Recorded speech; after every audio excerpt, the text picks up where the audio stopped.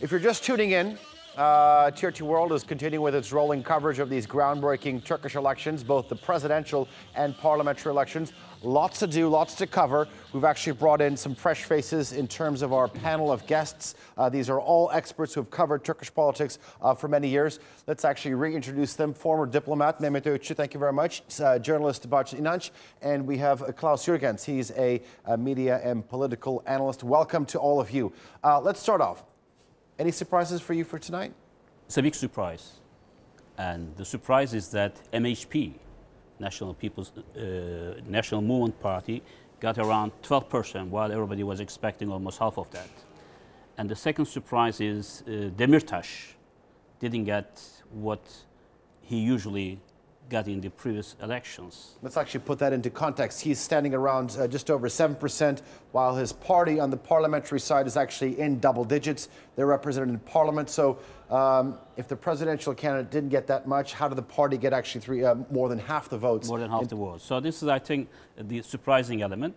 But also, many people, given the previous demonstrations, rallies we saw in Istanbul, Izmir, Ankara, were expecting Muharrem İnce to do a bit better than what he did in this election.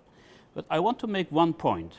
While we discuss among ourselves here, also in different parts of Anatolia, the whole world is also watching us, because Turkey is so important in where we are.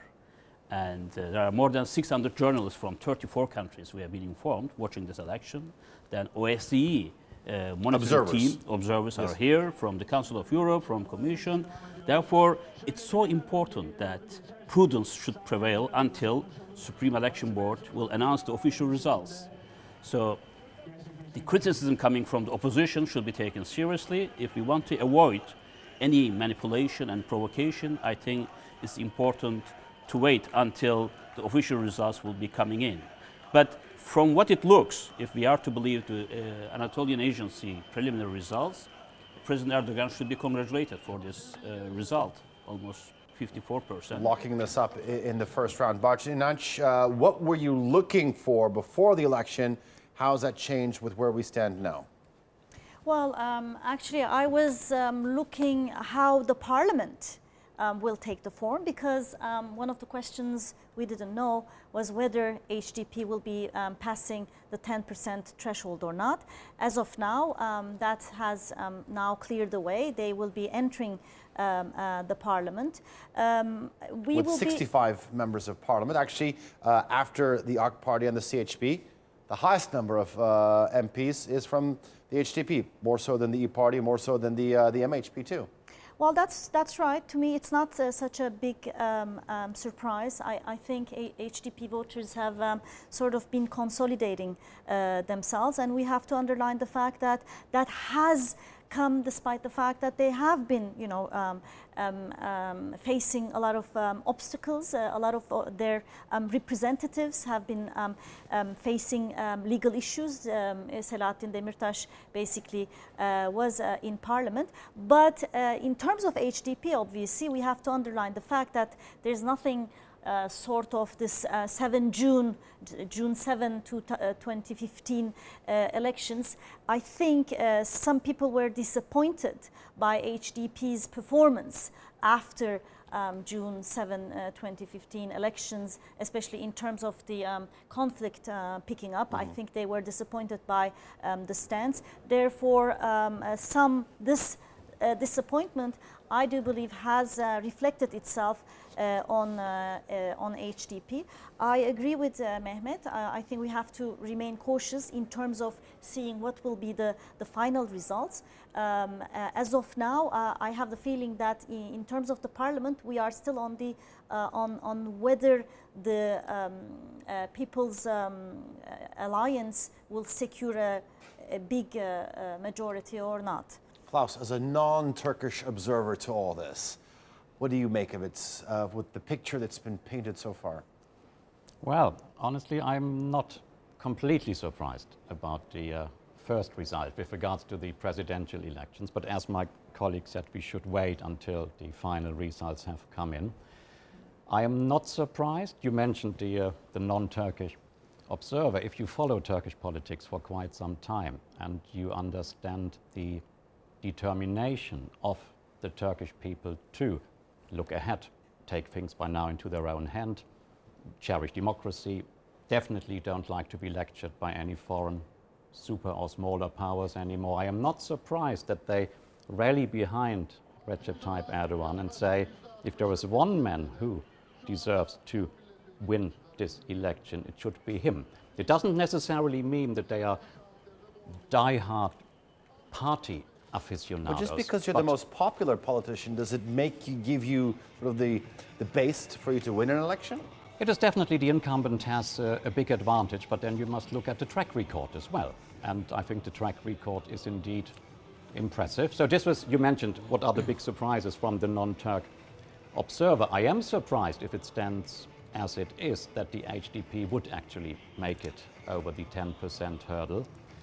I would have expected 6, 7, 8%, perhaps 8.5 or 9, not because I have a crystal ball, but there was this certain polarization that a choice had to be made. And the Turkish voters would have known, if this party climbs over 10%, we have a different parliamentary situation. Now, as a Turkish voter, would I want to have this? Will this lead to uncertainty or maybe not?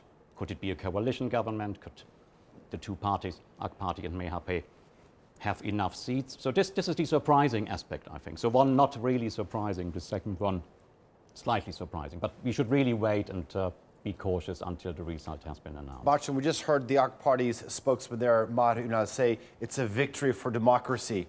Do you feel it's as such?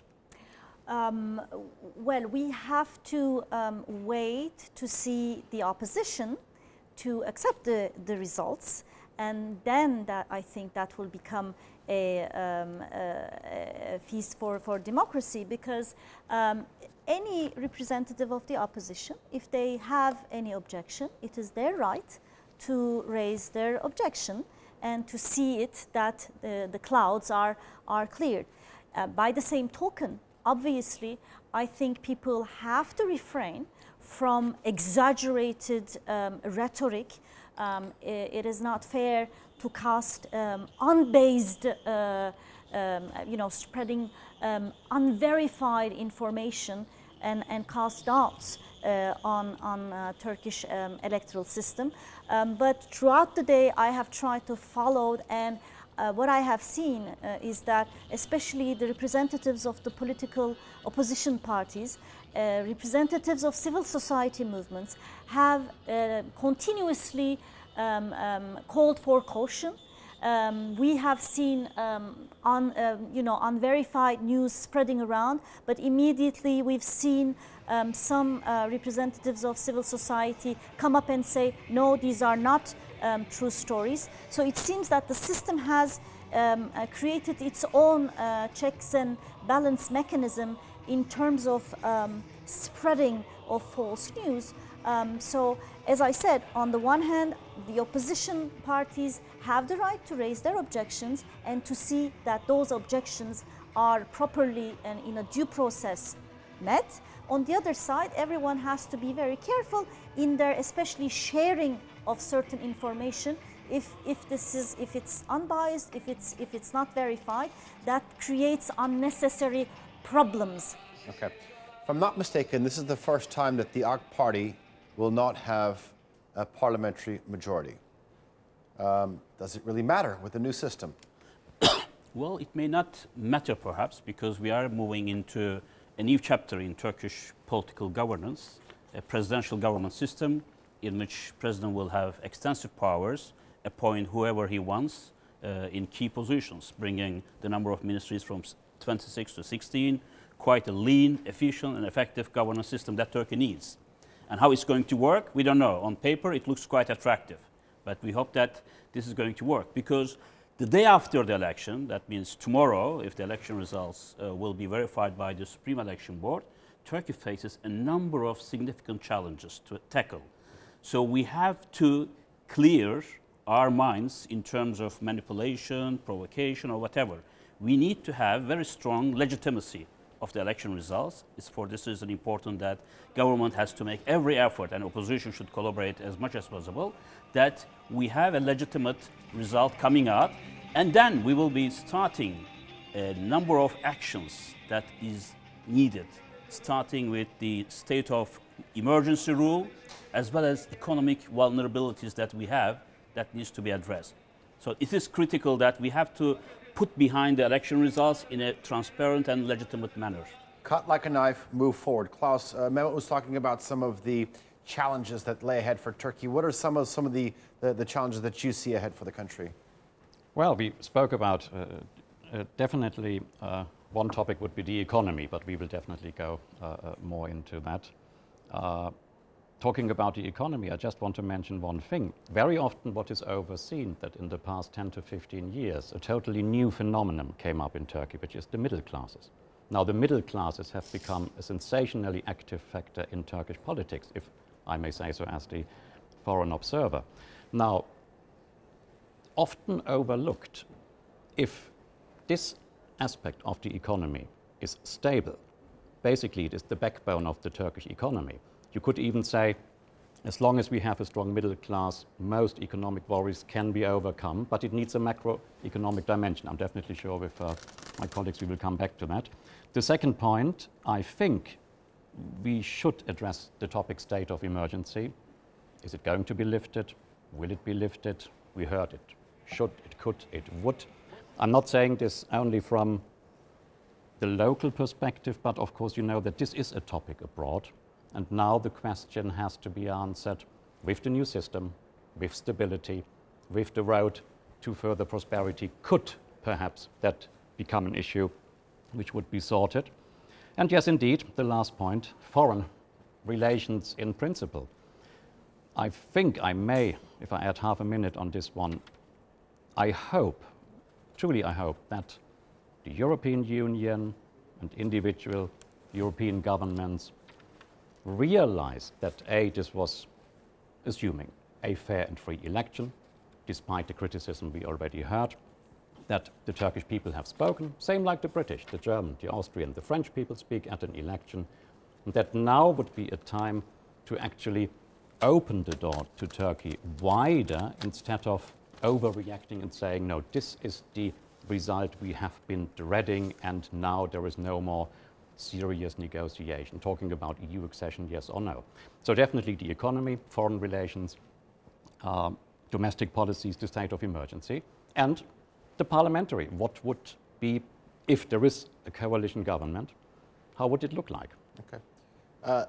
Barcin, I want to turn to you and pick up where Klaus, one of his points was the state of emergency. It was conducted these two elections under the state of emergency. Is this going to give or put the AK Party under additional pressure to sort of lift it sooner rather than later with the results? Because they've been saying this is what we need. It's going to provide a more stable environment for Turkey.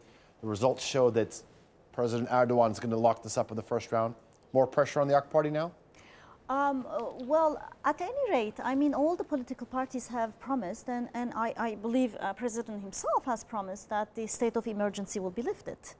The difference with President Erdogan was that he said it will be lifted very soon, but that, you know, if needed, there will be that may come back again. And that's where the parliament becomes important, because if the president were to lift the state of emergency and then provided that Erdogan is, or whoever is elected, the president, wait for the final results, and decides to lift the state of emergency, but then later on thinks that we need a reinstitution, then he or she has to go to the parliament, and that should be the parliament to decide. That's why the parliament is important. But at any rate, if we are to, in a minute, talk about the problems to be tackling, I think it's very important for Turkey to give to the outside world the sense of normalcy, because I mean the concept of emergency situation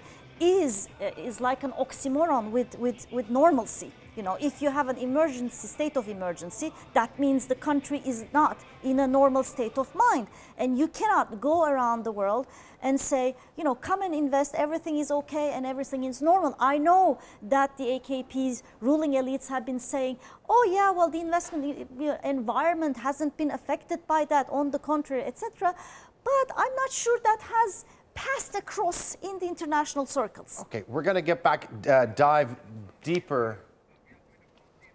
All right. All right, we have some breaking news for our viewers who are tuning into our rolling coverage. President Recep Tayyip Erdogan, the incumbent president, has won the presidential race. We can see up over here. TRT World is calling it in the first round. The incumbent president, Recep Tayyip Erdogan, has secured a second term in office. It's breaking news coming to TRT World. President Recep Tayyip Erdogan has secured a second term in office by gaining more than 50% of the votes in the first round. All right.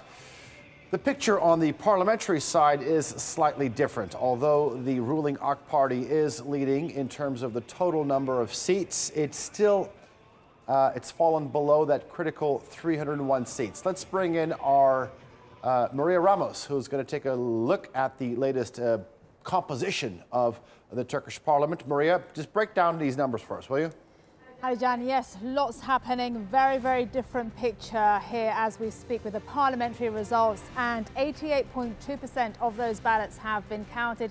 And this is what the parliament looks like right now. Let's bring it up for you. So the AK Party, as you've mentioned, in the last hour, they lost that all-important number. They were above 301 seats, and now they are down to 298. This is what it looks like visually. And the CHP there next with 143 seats, the HDP with 65 seats. The other one, that's the other figure that we had been watching very clearly there, the pro-Kurdish party, which has secured that 10% threshold, and that translates as 65 seats there. Next, the MHP, 50 seats. The EU party, brand new, less than a year old in Turkey with 44 seats.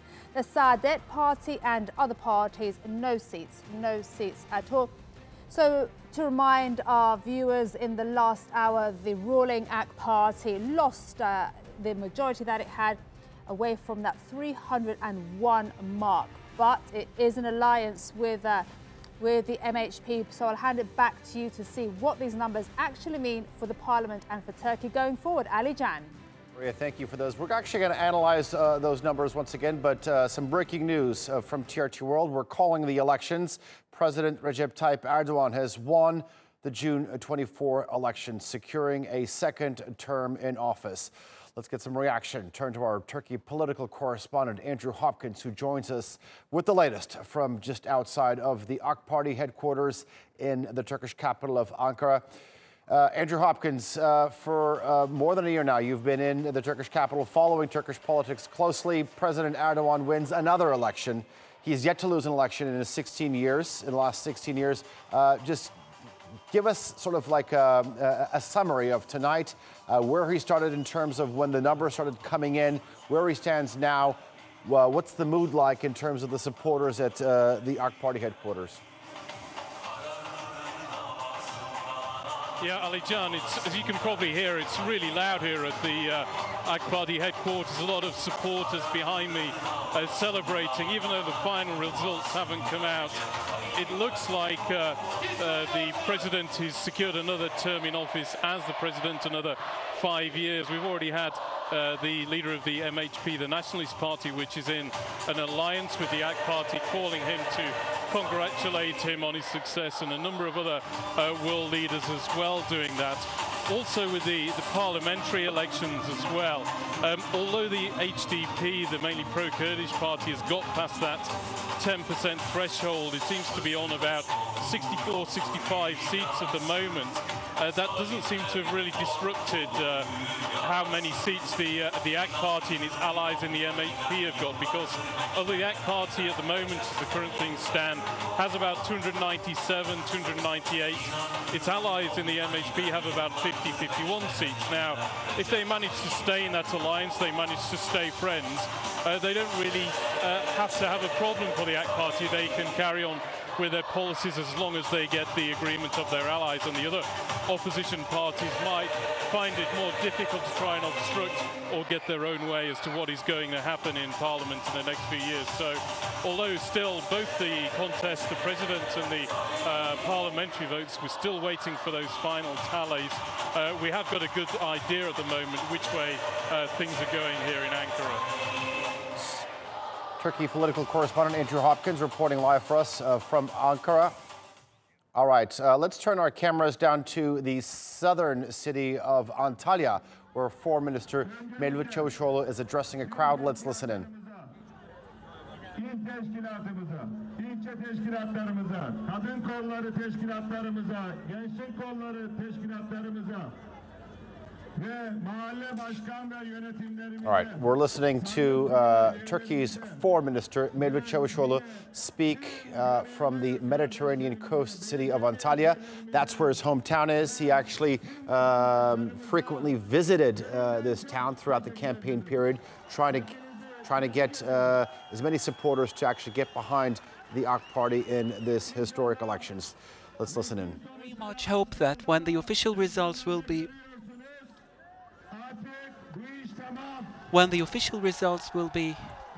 published, we will celebrate our victory. And this is really done this time. It's not virtual, it's the reality.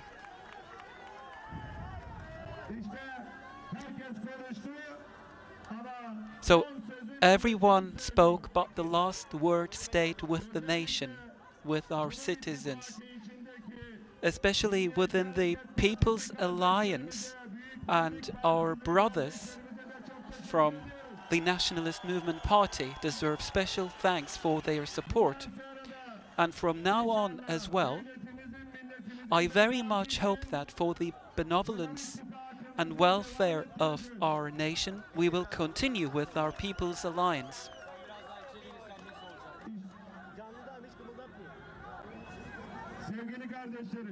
Dear brothers, the winner of this election is Turkey herself. We were 81 million people.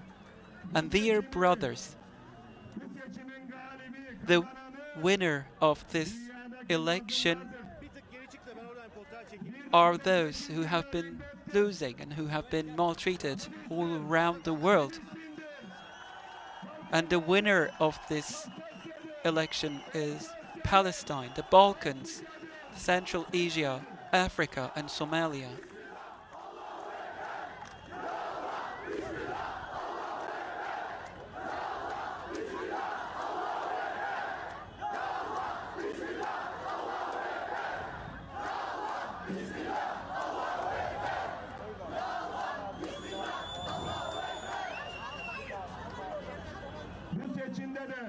And in this election as well, the terrorists and those who manipulate them have lost, and all the world have seen their defeat. And we have been receiving celebrations from all around the world, and the heads of states all around the world have been calling our president for celebration. So the whole world is with us.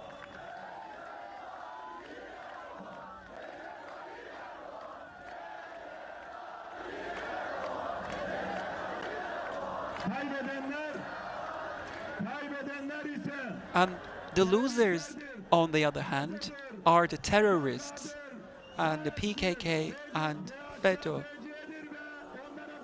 and those who have been supporting them. They have lost. And I very much hope that it's time for clearance all around.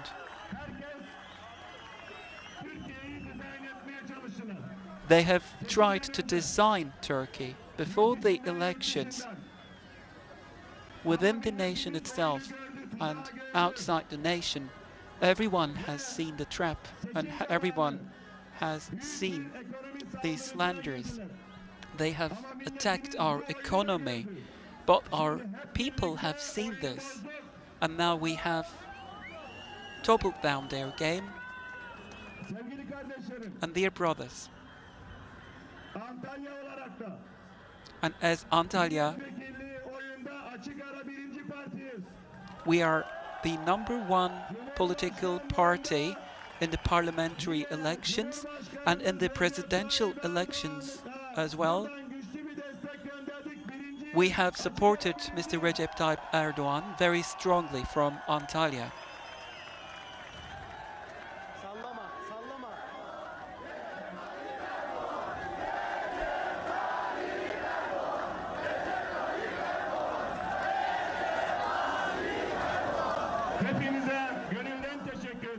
I thank you all wholeheartedly, and the nation itself has won, and we will be continuing in serving our nation, both in Antalya and all around the nation.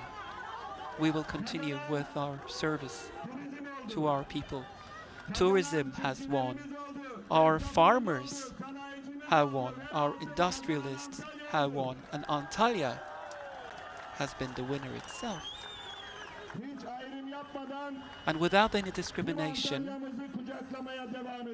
we will continue to own all our Antalya citizens, because you have voted for us for this very reason, because we have served you, and we will continue to serve you, to people of Antalya in the future as well. And I very much hope that under the leadership of our President Recep Tayyip Erdogan, we will own all Turkey, because this is what befits us. And we will continue in alignment with our targets for our Antalya and for Turkey in the future. So I wholeheartedly thank all our citizens in Antalya. The square is full of people, as the case has been during the last 16 years. During our government, citizens of Antalya have not left us alone during our service. In line with our services for you, you have stayed with us when we were weak, and we should not stop, and we should pave the way altogether in the future, because it is AKP itself who will serve the nation, and no other party.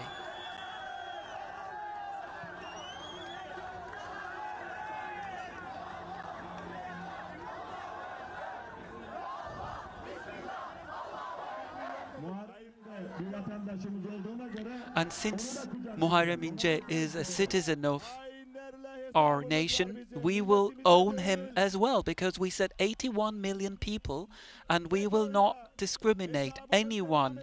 It's only the terrorists who will be discriminated, because we have to deal with them, not with our citizens. And we will continue to ask for explanation, and we will go into the dens of PKK. We will bring them down from the mountains, and we will continue with our campaign, be it in Iraq or in Syria. No matter where they could be and would be, we will trail them. And it's time to speak up and go for victory. It's time for Turkey, and it's time for Antalya.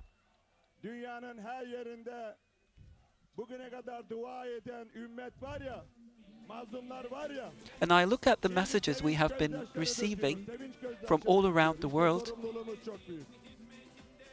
and we have our believers all around the world who have been praying for us, and they are now crying out for joy. They are crying for happiness because of our victory.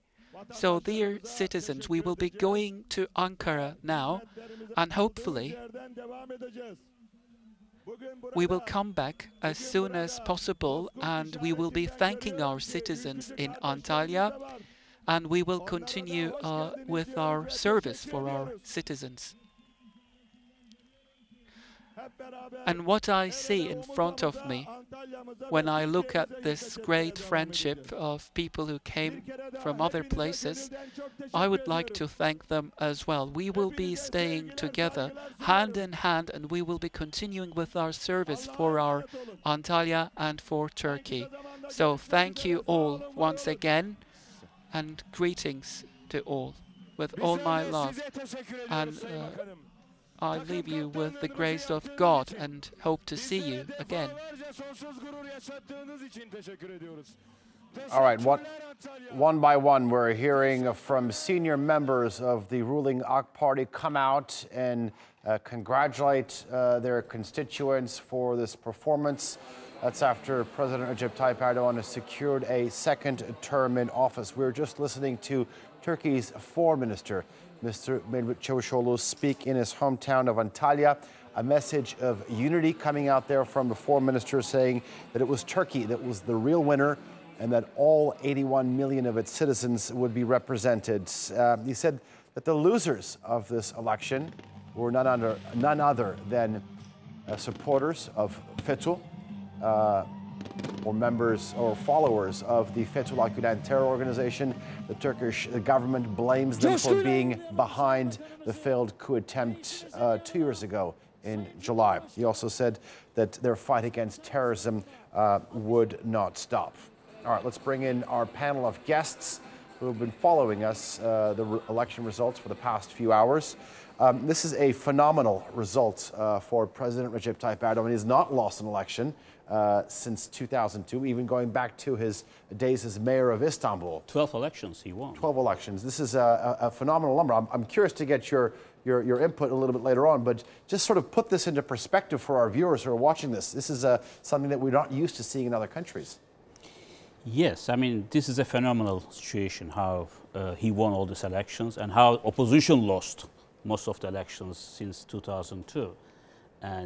But one thing I would like to underline, I don't think President Erdogan will feel very comfortable in his presidential position now, because we have seen a vibrancy of the opposition in this campaign. So no matter what the number of seats in the parliament will be, but we are going to see a very vibrant opposition. This is good also for the government, so that they will be cross-checked. Also, we have to see how the presidential government system will function. It has to be tested, of course, because this is the first time we are going to see this system. Whether the parliament will be forced to remain in the back seat or they are going to take new initiatives. My guess is that it is good for Turkish democracy. Also, it is good for achieving a sort of reconciliation within the country rather than polarization, that to deal with the heavy challenges we are going to face in the period ahead. And we have to understand the dynamics that will drive opposition and try to get them on board as much as possible, rather than saying we have the presidential government system, I can appoint any minister I want and I will run it myself. But they can't do that. They can do that. But if you want an environment in which you will handle the economic challenges, the security issues, you need a more embracing and consensus-seeking approach. Of course, you have, legally speaking, all these powers vested in you. You could exercise as you wish. Just also one thing I want to underline here is that ahead of us, we also have the local election coming up in March. And how the government is going to manage the security and especially economic fragility between now and then, whether the second and third generation structural reforms will be put in place or not, which will be painful, is a question I think government has to handle. Therefore, we need a peaceful, a calm situation between now and the local election. Therefore, I don't think we should only interpret what Constitution says. So we have to bring perhaps opposition as much as possible to the consensus. Mehmet is hoping for a little bit more of a inclusive environment. But President Erdogan, going into a second term in office with a new presidential system, with more powers, maybe reduced, some would say reduced powers from parliament, how do you see sort of the next critical months ahead of us? I might be slightly less optimistic in terms of being inclusive. The important thing to see will be the analysis that he and his aides will make in terms of the support he got. because you were asking the question, how come he has secured so much support? I think we have to look at the numbers, especially in big cities and in the rural areas. My feeling from the latest figures I have seen is that in the big cities, it's going to look like the referendum. So he would be having half of the population in the big cities. That means that the conservatives in the big cities probably have been deserting him, whereas he has a consolidated support base in the central Anatolia, etc. Another point I think is that I have the feeling, this is for the sociologists to obviously tell more about it, but I have the feeling that some of his supporters are have this loyalty as if they are a fan of a football team. I mean, I'm a fan of Fenerbahce. When it loses or makes some mistakes, or when the team is, when I have a problem with my team, when I feel like there's something wrong in my team, there's mismanagement, I don't give up, right? So I have the feeling that despite certain difficulties, people have said, okay, maybe the economy is not well, maybe he might make some mistakes, maybe his party wasn't well, but I'm not going to give up. So there's this type of loyalty, and that's why that makes me a little bit less optimistic, because he seems to garner support when he has this polarization. Okay, Klaus, I'm going to get to you in just a moment, but we're actually having live pictures from both Ankara and Istanbul. You're obviously seeing sort of the joyous supporters of the AK Party.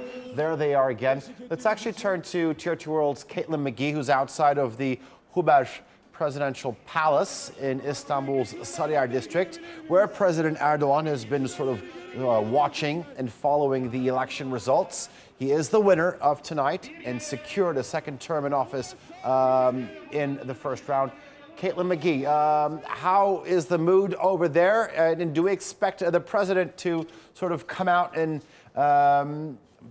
deliver one of his ceremonial balcony speeches?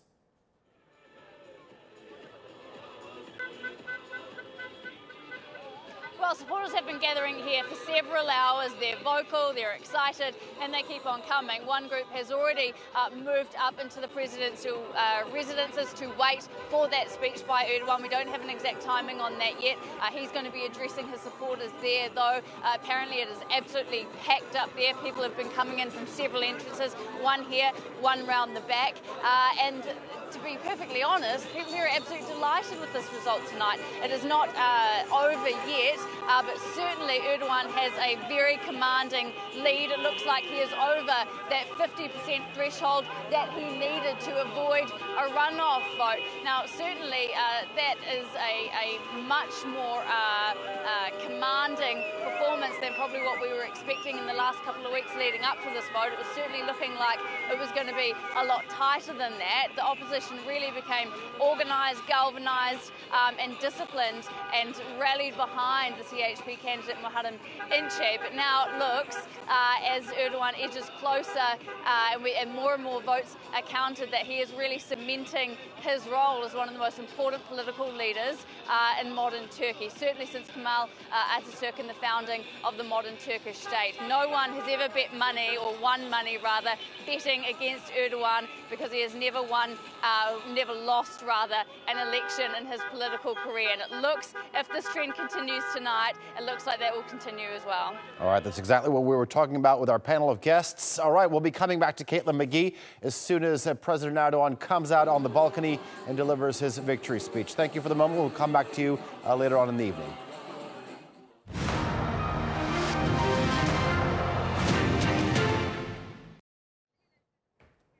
All right, our Turkey political correspondent Andrew Hopkins joins us with the latest from Ankara, just outside of the headquarters of the AK Party. Andrew, I know you're wearing your sort of headphones. It's difficult in hearing us. That's because there's an extremely joyous crowd of AK Party supporters behind you. They're the winners of tonight in terms of political party, because President Recep Tayyip Erdogan has secured a second term in office. A politician a master politician who has never lost an election in his life, in his political career rather. Just give us a sense of what you're seeing there, what the mood is like, what the evening is likely to continue like. Yeah, Alican, I'll try and explain to you over the noise behind me. The crowd is really filling out behind me here at the AK Party headquarters here in Ankara. Indeed, it looks like it's pretty much all over bar the shouting, although the final votes haven't been tallied yet. We're nearly there, and it looks like really that President Erdogan has secured another term in office as the president. And also, effectively, his AK Party will have control of the parliament as well, but only as long as the People's Alliance holds together. Now, as the results currently stand, the AK Party has just under 300 MPs in parliament. The new parliament will have 600 MPs, so that on its own is not enough to have a majority there, but it's in the People's Alliance with the MHP, the Nationalist Party. They are in the high 40s, maybe touching 50 in terms of MPs at the moment, and if that's going to carry on, that will be enough to keep them in control of both the presidency and the parliament, but they have to agree on the way forward. They have worked together closely so far on things like the state of emergency, that both parties were in favour of that. Both parties also in favour of the new presidential system that's been brought in place after the referendum of last year. So they are the winners, as you can see, of the election tonight. The HDP have managed to cross that 10% threshold, it looks like, going to have about 60, 65 MPs tonight, but that's still not enough to disrupt what will be the ruling alliance, it looks like, between the AK Party and the Nationalist MHP. Yeah, the People's Alliance. All right, TRT World political correspondent Andrew Hopkins, thank you for that update. We'll be coming back to you as soon as we hear or see any other senior AK Party official get in front of the cameras, or perhaps a comment or a statement being made from the country's Supreme Election Council. Thank you for now.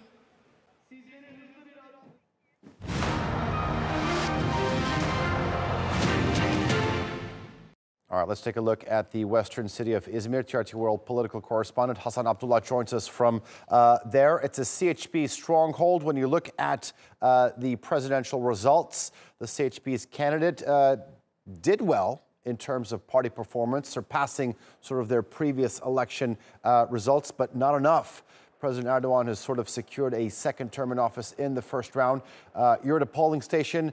What's the mood like there? What are the people feeling? Because you've been there for the last several days, sort of gauging the atmosphere.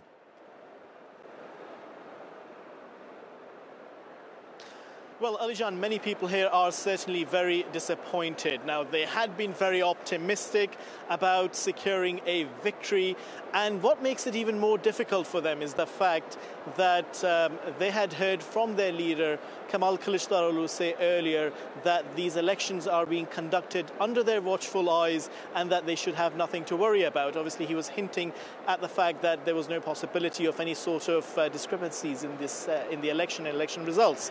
So when we talk to people here, they are saying that they accept the results, and obviously they are disappointed.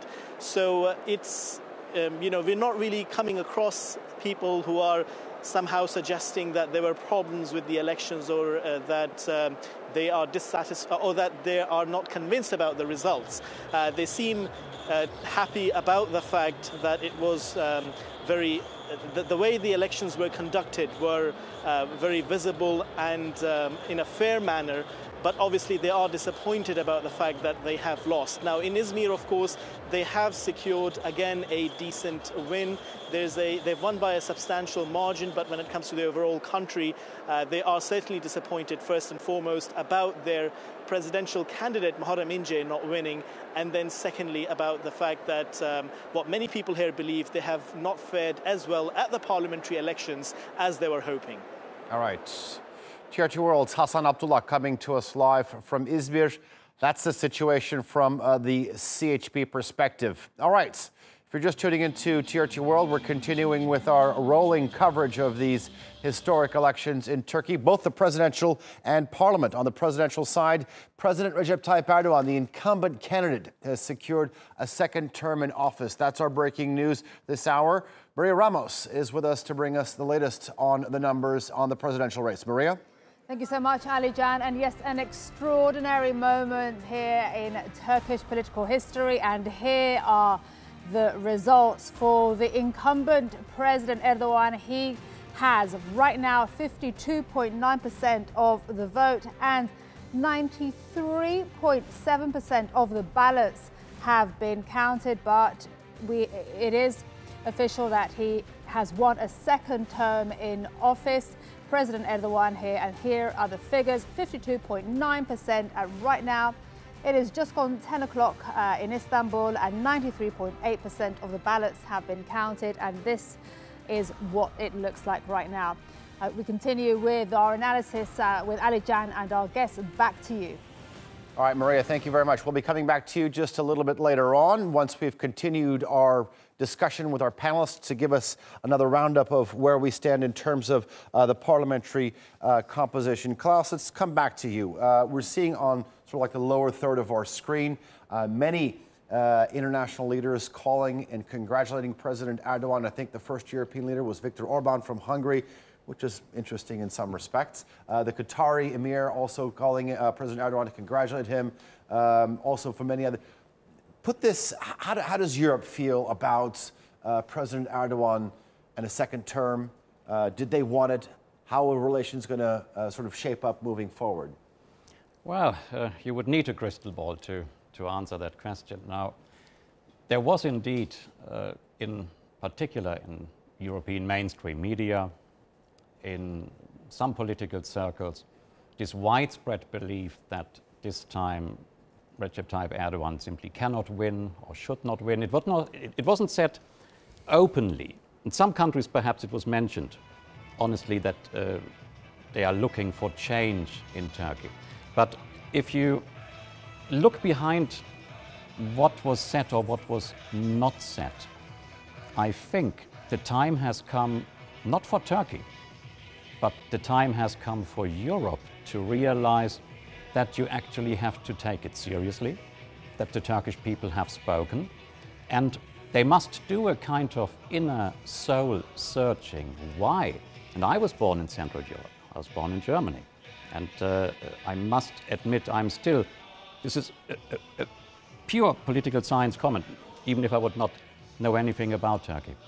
I'm surprised how a single politician can be singled out as a kind of object of disliking, in the worst case an object of hate, assuming someone is ruining his own country, and very often said by people who actually, with all modesty, don't really know, because most of the time they are not here. Now, you mentioned the first European leaders and foreign ministers congratulating.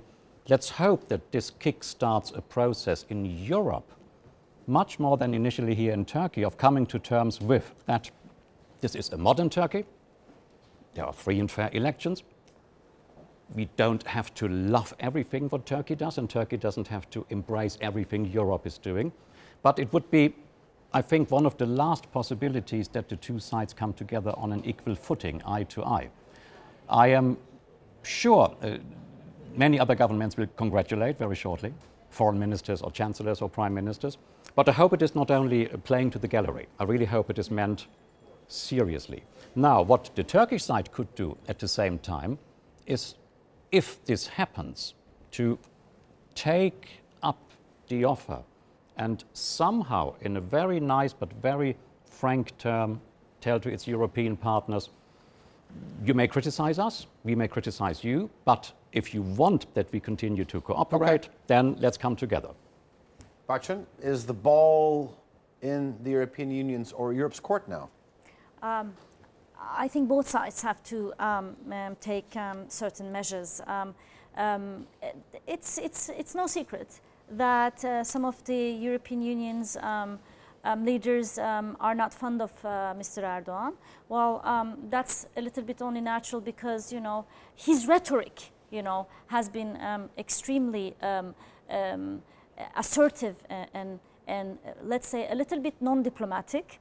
At times he have said certain things that would point to the right, but the way he said it wasn't helping him to get his messages across. Now, listen, at the end of the day, you know, obviously people have the right of liking whoever they want. I mean, I might like Trudeau when he comes for women's rights, and I might not like Trump when he comes with certain practices that I find inhuman. But at the end of the day, realpolitik counts, and provided that they would find the results legitimate in Turkey, and I am sure we will have such legitimacy when the Supreme Election Board will come out with the final results, and when we will have some kind of an acceptance from the opposition, then the European Union would realize that they will have to be working with Turkey.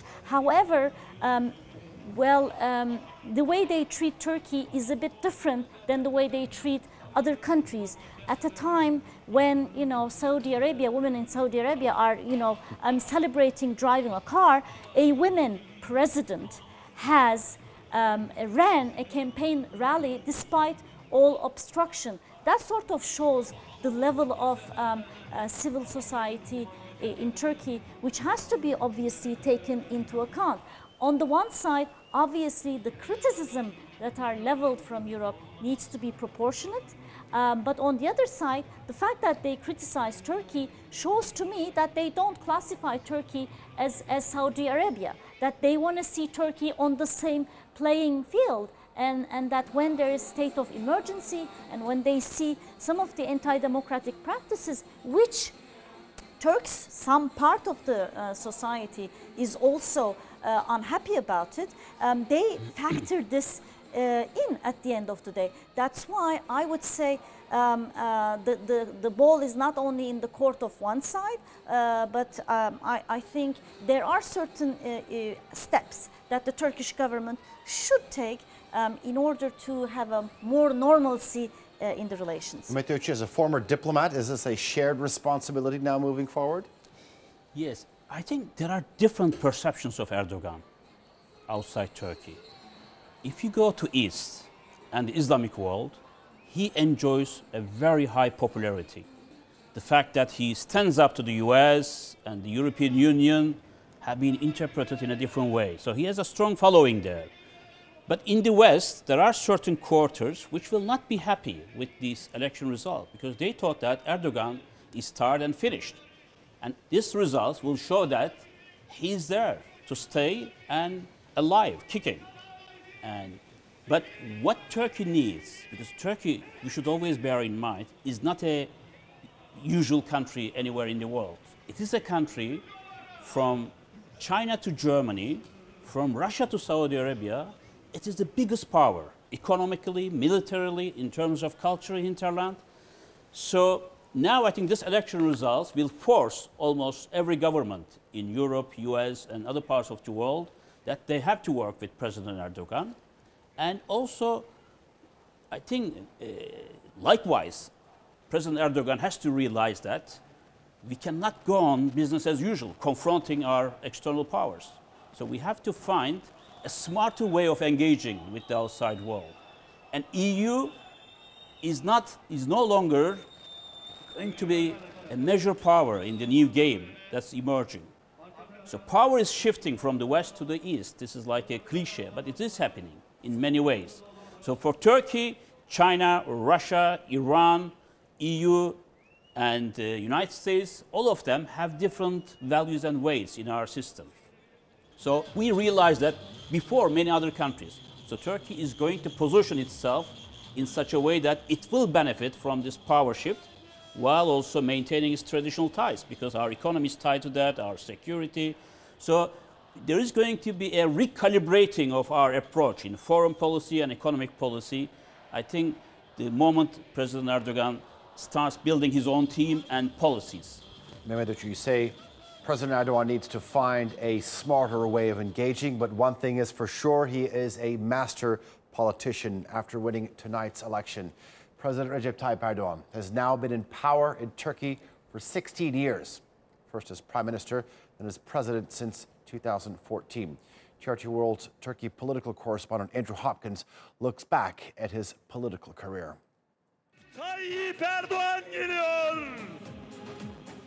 When the Turkish president launched his manifesto in May, he reflected on what the AK Party had achieved and the struggles it had gone through.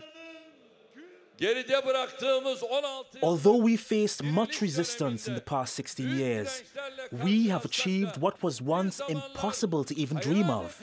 From democracy to economy, we have seen every step we take as a part of our people's search for justice and development. Erdogan's come a long way since his time as a young political activist, then mayor of Istanbul, with a reputation for efficiency and reform. A spell in jail followed for publicly reciting a controversial poem. And finally, the launch of the AK Party in 2001. Starting from today, nothing will be the same in our Turkey. And Turkey never has been the same. It's been transformed by construction projects, a new airport, bridges across the Bosphorus. For the most part, the economy's boomed, raising the living standards of many Turks. But Erdogan's also faced criticism of his handling of protests in 2013, sparked by a plan to redevelop Gezi Park in Istanbul. He's also survived a coup attempt and a plot to kill him. I invite our people to the squares of our cities, to the airports. Let's come together at the squares and the airports and let their minority group come with their tanks and cannons. Let them do whatever they want to there. I haven't seen a power above people's will. But according to his critics, the failed coup has come at a price. They say as the government continues its investigations, it's not just arresting or suspending suspects from their jobs, but also its political opponents. There's no doubt Erdogan has been a giant of modern Turkish politics. He's already overtaken Mustafa Kemal Atatürk as the longest-serving leader. Now he wants to take his supporters and the country even further. Andrew Hopkins, TRT World. Well, TRT World is continuing with its rolling coverage of these historic elections in Turkey, both presidential and parliamentary. On the presidential side, we've called it. President Recep Tayyip Erdogan has secured his second term in office in the first round, attaining more than 50% of the votes. Let's turn to the Turkish capital of Ankara, where our political correspondent Andrew Hopkins joins us outside of the AK Party headquarters. Andrew, we just watched your piece on sort of political, President Erdogan's political past. You're there now, live and flesh at the party headquarters. He's in Istanbul. We're expected to hear from him pretty soon, later on in the night. But give us a recap of the night and what the mood is like there at the ruling party headquarters. Yeah, Alican, it's really filling up behind me. Lots of supporters of the AK Party celebrating what it seems obvious now is another term in office for the President Recep Tayyip Erdogan, and also through its alliance with the nationalist MHP, another term in control of the parliament here as well. It's been a long process for the Turkish president, as I mentioned in that package there, from being an activist, political activist in Istanbul in the 80s and 1990s, through to the formation of the AK Party in 2001. Since 2003, he's been the Prime Minister, then becoming the President in 2014.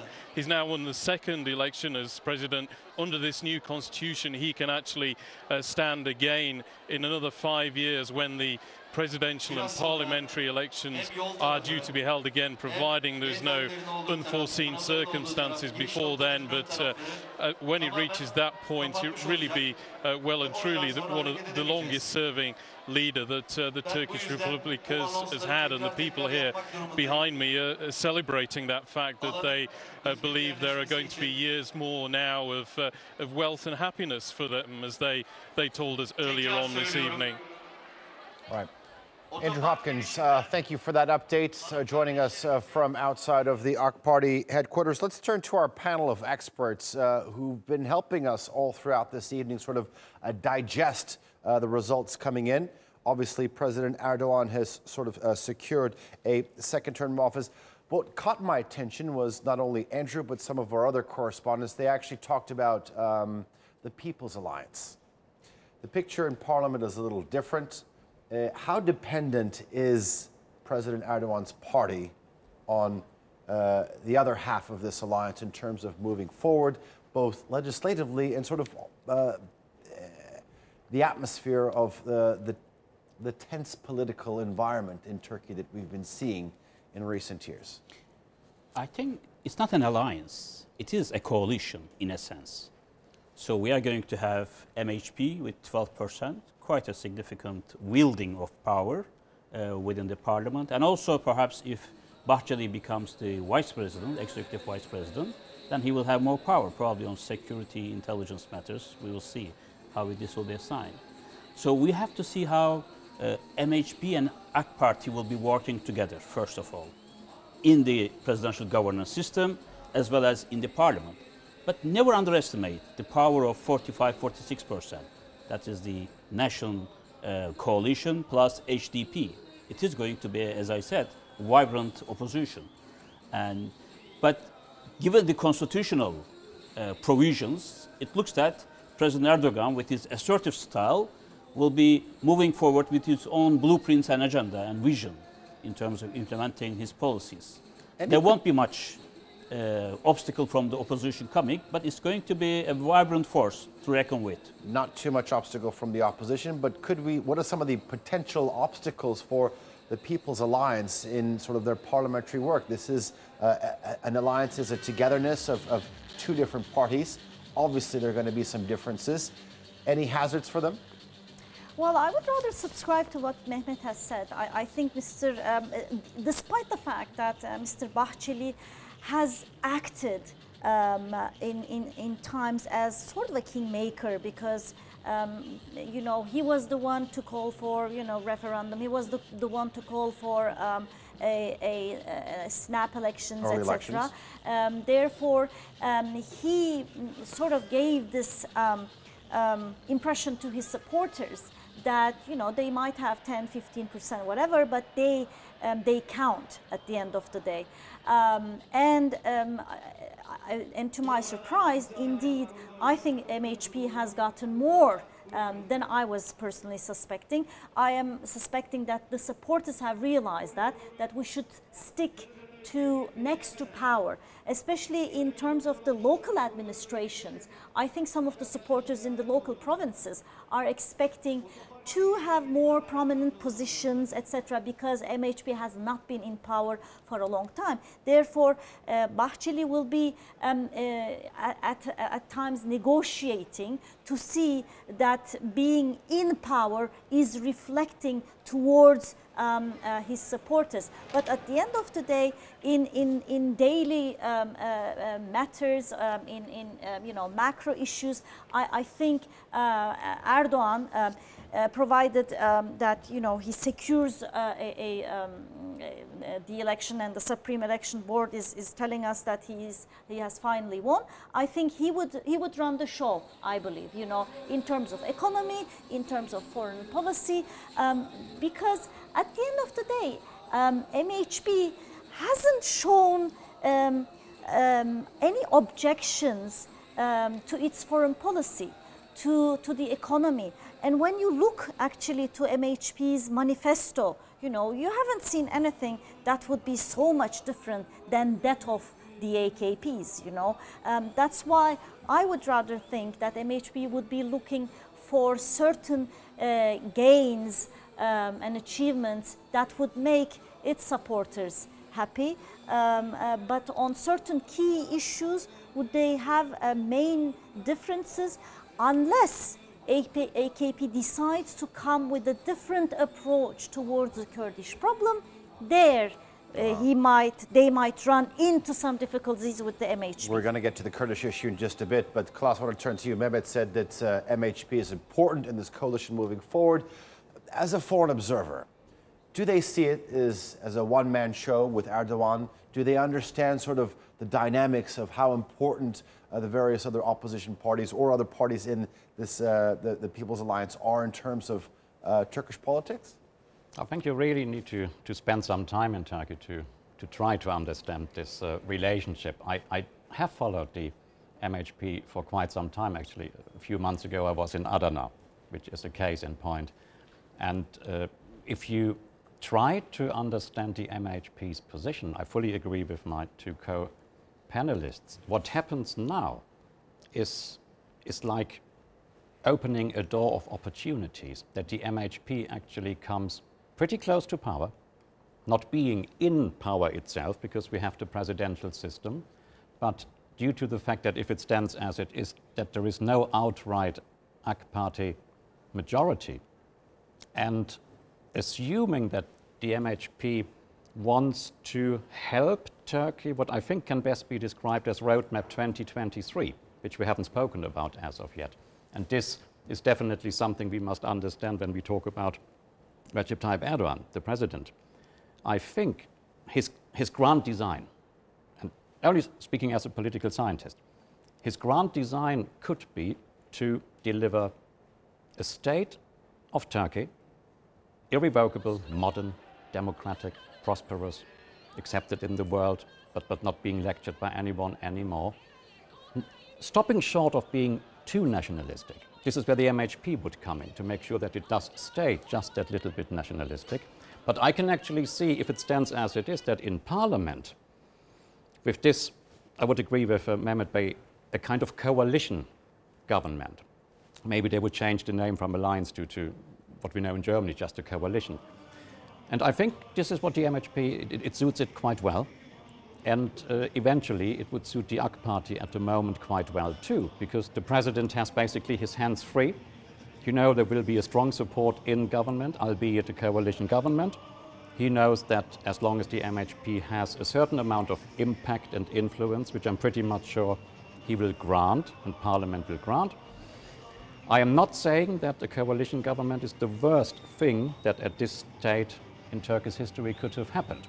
It was not foreseeable, HDP, case in point. But if it stands as it is, I'm pretty much sure that the MHP will make its point, but it will not derail Recep Tayyip Erdogan's grand design. And I want to reiterate this from what I hear sometimes on and off the record, that there seems to be a kind of plan 2023 to have the vision of a modern, powerful, democratic Turkey somehow as, not only as a milestone, but as a deliverable.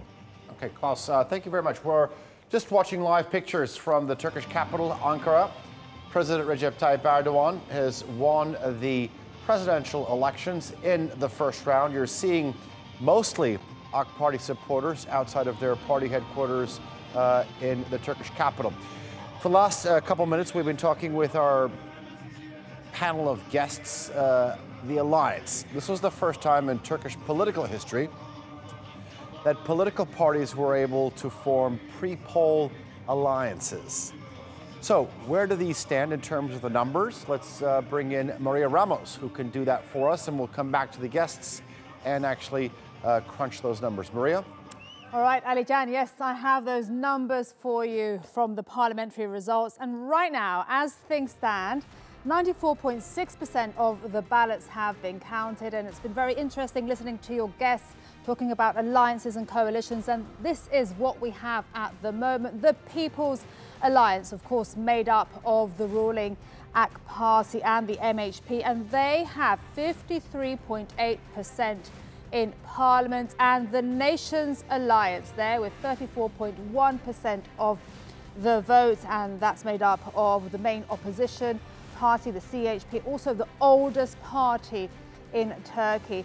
And they're allied there in the Nations Alliance with the brand new E Party, less than a year old. Also in the mix was Saadet Party and Democrat Party, and they have 34% of the vote. And very interesting, the third column here is the pro-Kurdish group, the HDP. And there were lots of doubts at the beginning of the evening. Would they or would they not cross that all-important 10% threshold? And they have right now 11.1% of the vote for the HDP, the pro-Kurdish party, very significant. And of course, there were doubts that if they wouldn't, their votes would be shared among the other two alliances, but they have indeed. And right now, just to remind you, we have 94.6% of the parliamentary votes counted. So this is the makeup of the new Turkish parliament, which has ballooned, has jumped from 550 seats to 600 seats. So what will happen? Will they continue to be alliances, or the word coalition that is being discussed there among the panel members? We'll see what you have to say now. Back to you, Alican, and your guests. See you soon.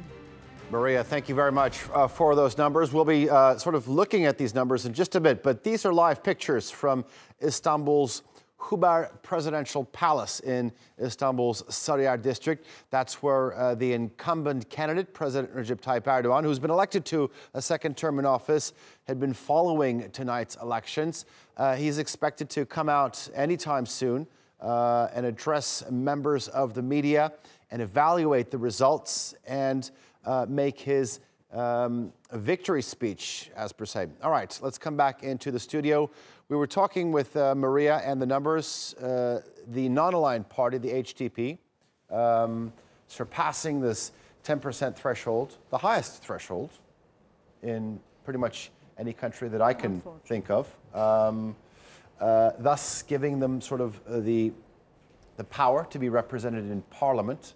Tell me how this development has sort of shaped the future of the Turkish parliament. I mean, it's not new that they're in parliament, but there was always this question, are they going to be able to pass? Aren't they going to be able to pass? Now that they've sort of secured this all-important mark, how does it look moving forward? If HDP was unable to pass the threshold of 10%, I would be seriously worried. And I'm quite relieved that they have done it, so that at least the Kurdish issue has a legitimate political power now with whom we can deal with. All right, Mehmet, I'm just going to have to hold on a second. Let's bring you to these live pictures. President Recep Tayyip Erdogan, he's secured a second term in office, is speaking, is addressing members of the media. Let's listen in.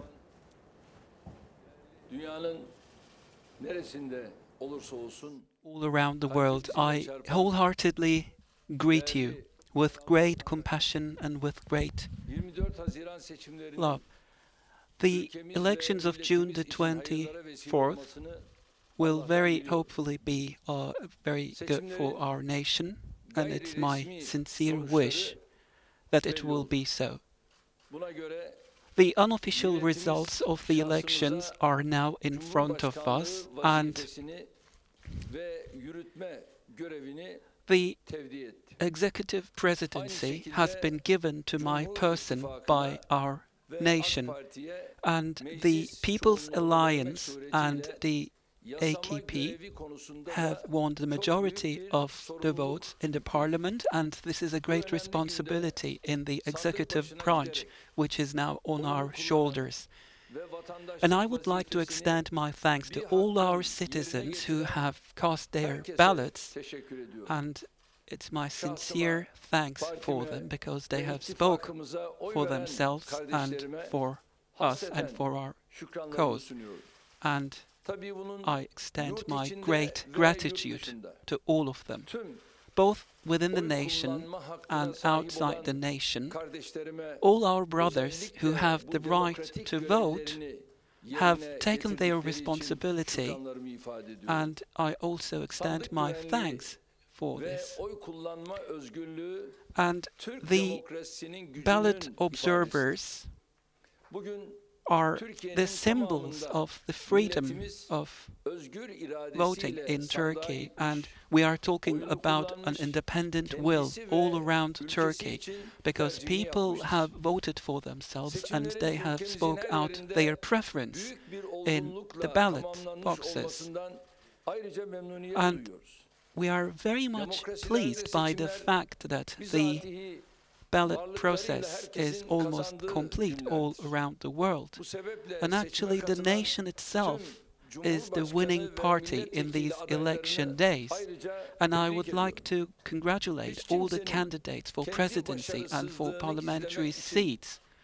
And no single person, with the purpose of hiding the election results, could go into any acts of slanders or denigrations. And I very much hope that no one will go into acts of slander and denigration to cast shadows on the election results.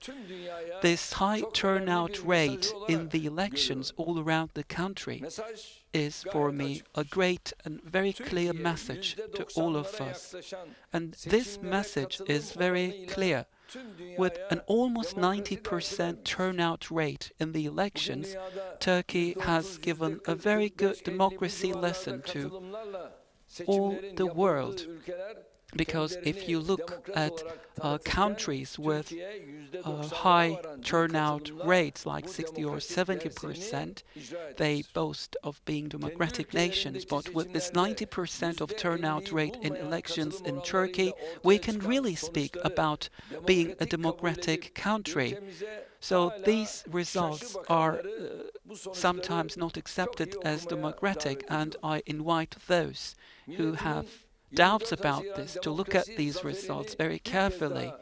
So I would like to congratulate our victory of democracy once again, because Turkey has passed this great exam for democracy with great success once again.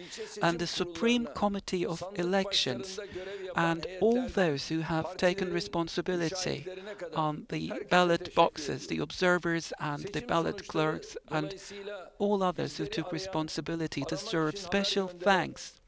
And also all those states, all those friendly states and heads of states who have sent their congratulations and sincere messages to us also deserve special thanks and gratitude. My precious nation and dear brothers, our citizens have taken their responsibility and cast their votes, and they have shown a very clear signal for the whole nation. So from now on, with the President and with the Parliament, we will do more for the nation. And the ongoing debates and arguments and quarrels which took place during the election time and the election campaign, we will now have to leave them behind and start serving for our nation. And with all the rules and all the processes, we have been very decisive in developing democratic ideals in Turkey, and we will be acting in that line in the coming days as well. So, whenever I have the opportunity, I give this great message to my nation. During the last 16 years, with coup attempts and with all denigrators and political and economic triggering factors, we have been fighting against them all throughout these 16 years. But we will not go back, we will not step back. On the contrary, Turkey will have to develop and will have to grow in all fields of life, and we will be doing our best for this purpose. And all our citizens who have been discriminated until now will be benefiting from democracy and from all opportunities and all basic rights. This has been the case, and this will be so. We will not be discriminating people based on their religion, on their clothes, or based on any other differences which they might have. We cannot tolerate any limitations of their basic rights, and we will not allow for such a discrimination. We will be growing our country, and we will be supporting our welfare, and this welfare will be justly distributed to all our citizens around the nation.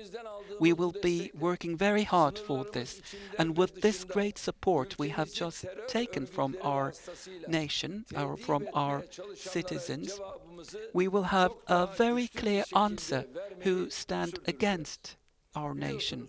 As you know, on June 24th, our nation have not chosen one president and 600 MPs only. this was an election which has activated a new government system, and in line with the constitution, we will have this new legislation and the architecture of the new government and the new legislation. We have been working for this for a very long time, and now until the oath ceremony we will be going over this system once again, and the new system will be implemented as soon as possible with great diligence, because what we are trying to do is to reach our 2023 targets. In our declaration of elections, we came up with a number of commitments, and we will be going in line with those commitments we have shared with our nation, with our production, with our export, with our employment, with the Channel Istanbul project, with all our productions and plans and projects. We will be carrying our nation to the future, and we will be working by day and night. As the world will change and as Turkey will change, we will always be in need of new reforms. In our constitution and in our legislation, our new government system will come up with some natural differences, and we will be going on and working with collaboration, and we will strengthen our judiciary system to make it more independent and strong. In order to strengthen our independence and democracy, and in order to continue with developing basic rights of people, we are very much determined to go in those lines, because it's our own honor to speak for our people, and we will be working in that line. Be it the tutelage and those who try to come up with coups and terrorist organizations, and Turkey is now free of all these forces, and we want Turkey to be amongst the first 10 greatest economies in the world. Before realizing this target, we will not stop. As the poet has said, you will walk and you will walk with your comrades. And as we go on walking, we wholeheartedly believe that Turkey will achieve more. So once again, I very much wish that the election results will be fruitful and good for our country. And I would like to extend my thanks to all those who have supported our fight for democracy during the election campaign.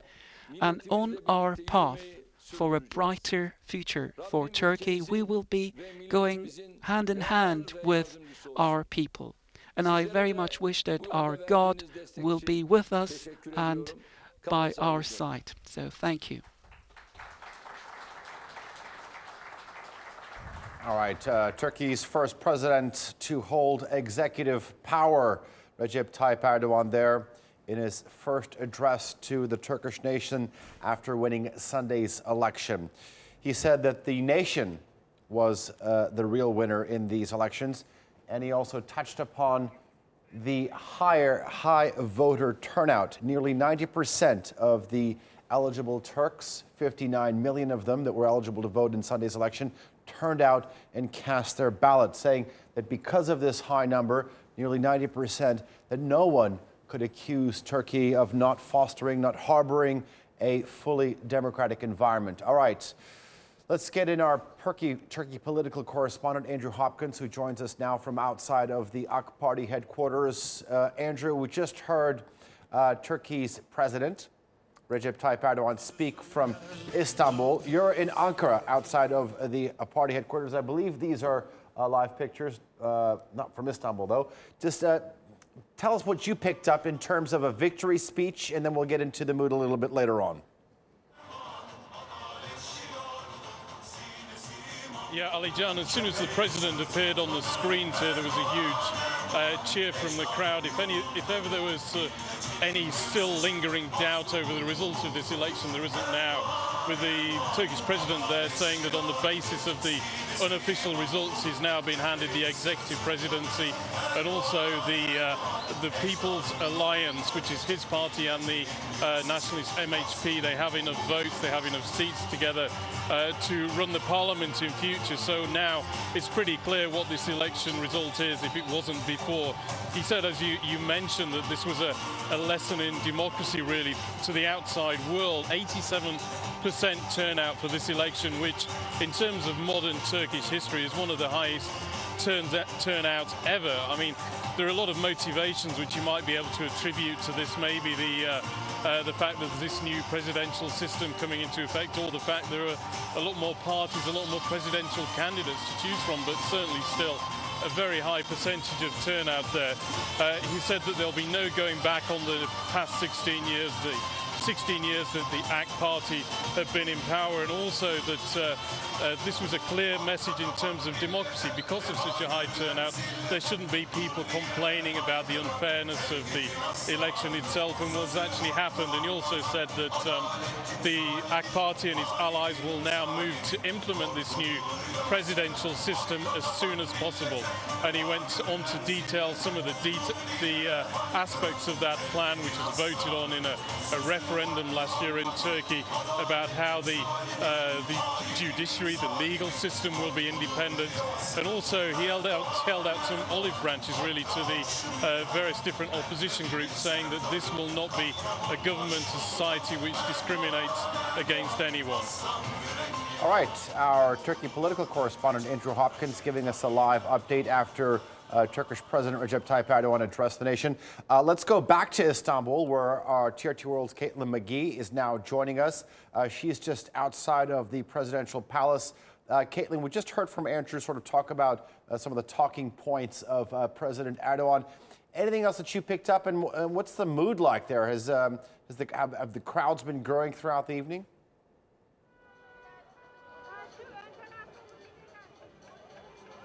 Yeah, the crowds are still growing. There's still a steady stream of people coming along the waterfront, waving flags, very happy. It's calmed down a little bit after that much anticipated speech from Erdogan. He called it a victory for democracy, this election, and he praised that very high voter turnout, and also asked that the results be respected. Now, it really highlights this result. As you can see, things are starting to ramp up again here, and supporters are starting to get a lot more vocal. It does really highlight how popular he is in politics nationally. Certainly at an international level, he has faced a lot of criticism. Yeah. The EU report that came out this year was particularly damning in regards to the state of emergency law, but none of that resonates with domestic voters. 65% of the Turkish electorate regard themselves or identify themselves as being right-wing or right-wing conservative, and that is really where he's managed to pull his votes from that support base tonight. All right, TRT World's Caitlin McGee caught amongst some fans of President Erdogan as he secures a second term in office outside of the presidential palace, the Hurriyet presidential palace in Istanbul, after he's given his victory speech. Thank you for the moment to you and Andrew. Let's turn back to our panel of guests. I think the big theme that actually came out from President Erdogan's speech there was the high voter turnout. Klaus, I want to start with you. This is an extremely high number. Turkey's generally enjoyed high numbers in terms of voter turnout, but nearly 90% is phenomenal. We can actually, compare that to previous elections, but put this into perspective. What does it mean as an observer for a country who's accused on many occasions that there isn't a democratic environment, where you have 90% of 59 million eligible voters come out and cast their vote saying, this is who I want to lead the country? Yes, totally neutral, if I may. Voter turnout is sensational. It underlines the importance of the election. So the Turkish people wanted to have a say, no matter for whom they were going to vote.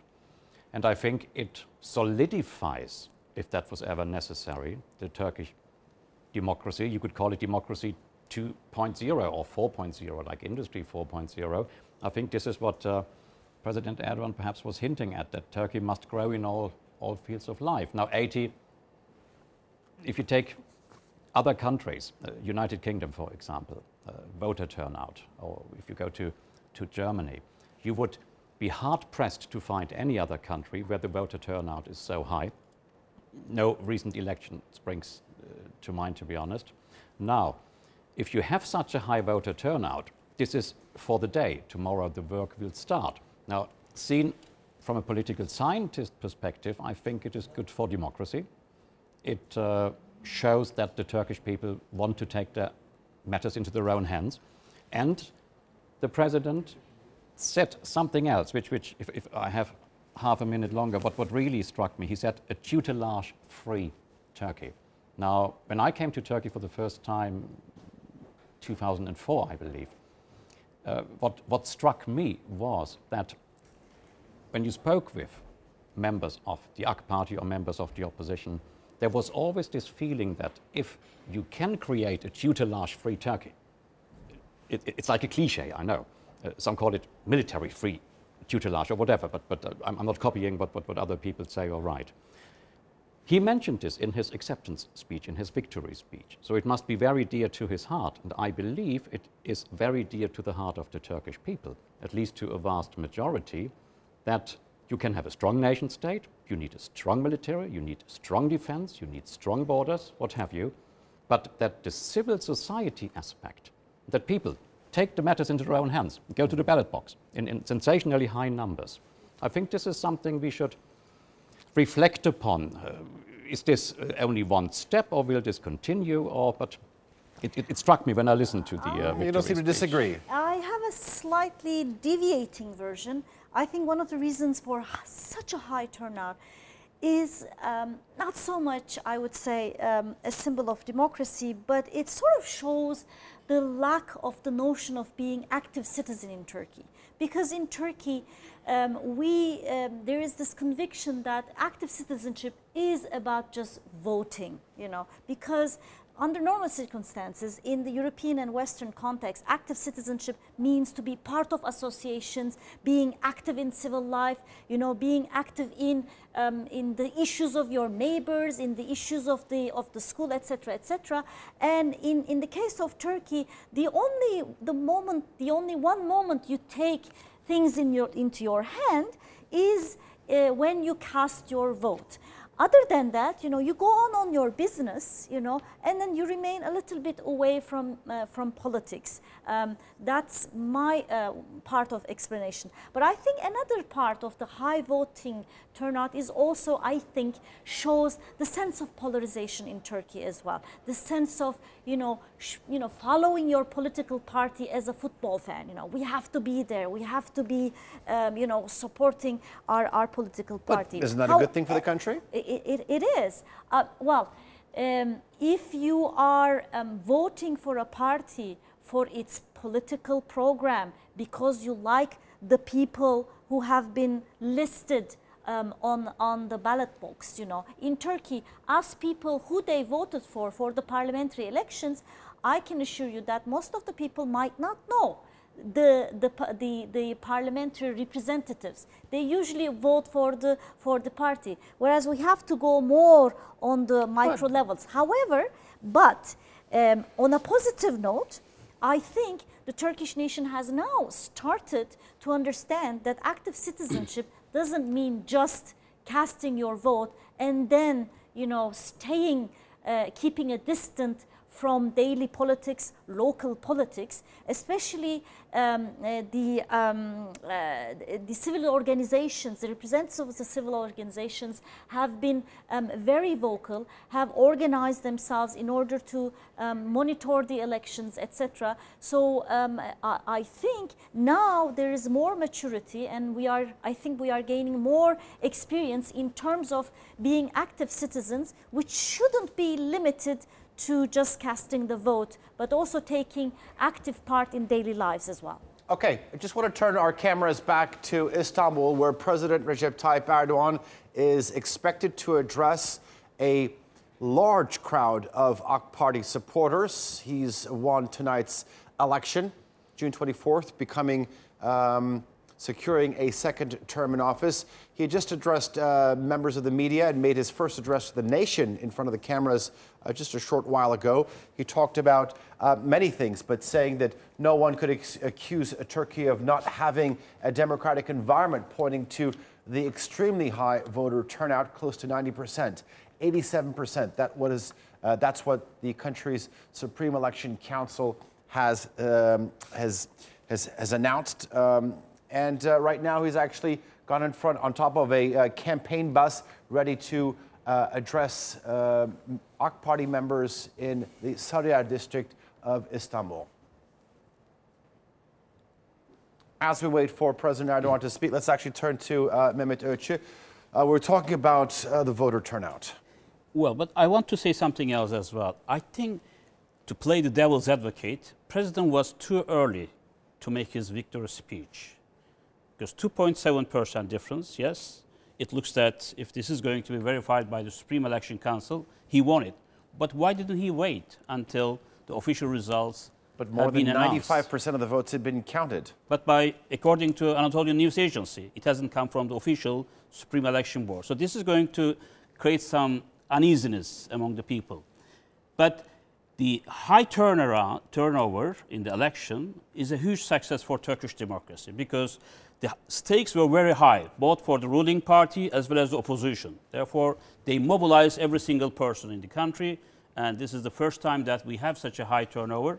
And I hope that the election could be verified by Supreme Election Board as it is announced, and then this is going to bring a also high-powered presidential government system. That's going to be critical for the challenges that we have to tackle. All right, but I think the legitimacy is very important for us, for the international community and everybody else, including for the government, so that it's not going to be contested again. There's not going to be a period of lingering on discussions about the controversies. Okay, I just want to make a comment on one of the things that you said, that perhaps President Erdogan could have waited a little bit longer. In many elections in the past, we've seen winners of an election always come out and actually sort of give their famous victory speeches from the Balkans before the country's Supreme Election Council actually official. Sometimes it takes days for the council to actually come out with official results. Klaus, I want to turn to you. One thing that you were talking about before President Erdogan's speech was 2023. This marks the 100th anniversary in terms of the founding of the Republic of Turkey. It's an important goal that's been initially voiced by President Erdogan. He touched upon it in his sort of victory speech. Put this into perspective for us. Well, that is maybe my co-panelists would help me here. Now, this is my personal observation.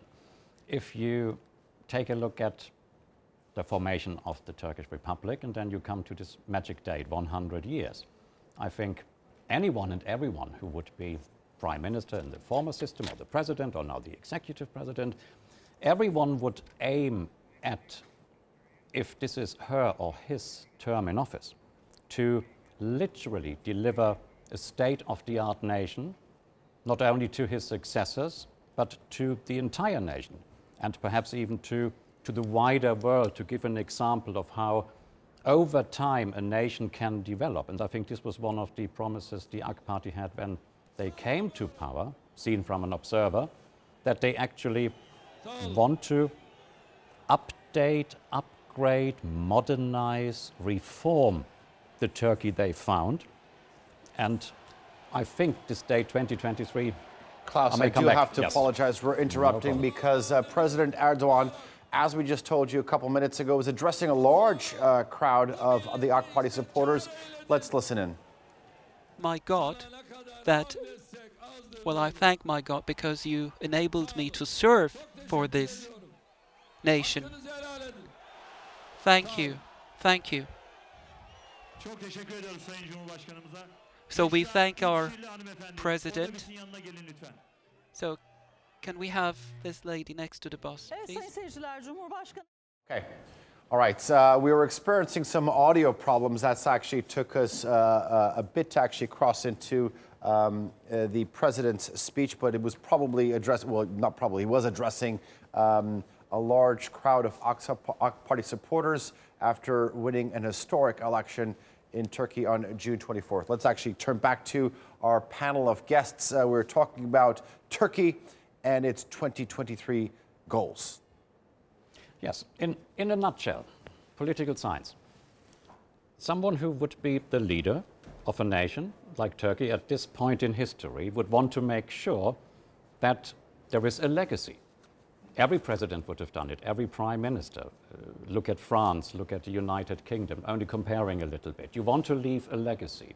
Now, it should be a positive legacy, by all means. And at the same time, it could further cement the impact and influence of the AK Party on Turkish society. Now, assuming that the MHP would want to have a say in this.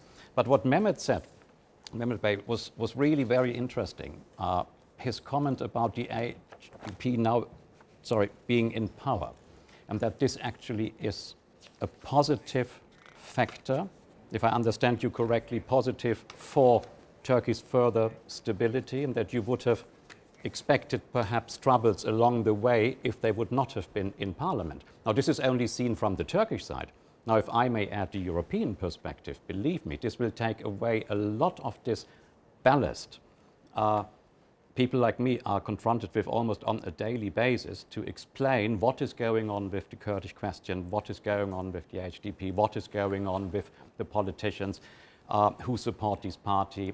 Are they democratic? Are they not? Now, if this party manages to morph, to transform itself into a progressive force and 100% shying away from any link with and to terror, one might actually say it could have a stabilizing effect on Turkey's party political system, even under this new presidential system.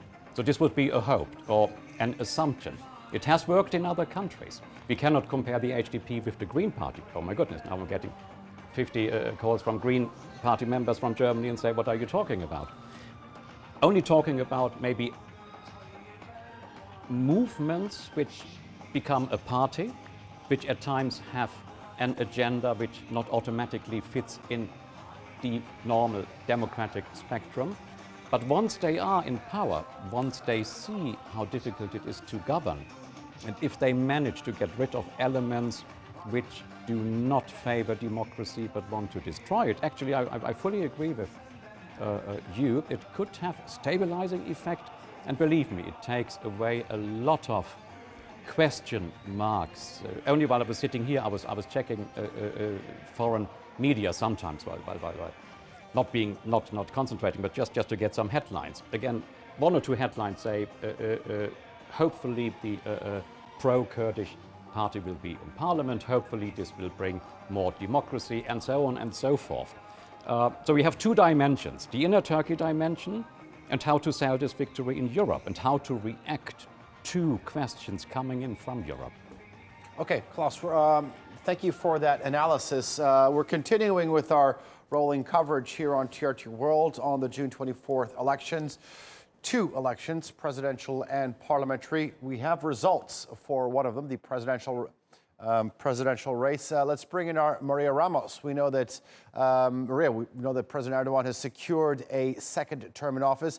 But give us a breakdown on how the parliament is sort of looking in terms of which political party has how many seats in parliament. Over to you. Okay, Alican, thanks. And yes, it is now, there are now 96% of the votes counted for the parliamentary results. And yes, we've had so much focus on the presidential one, and what a momentous hour it has been here in Istanbul.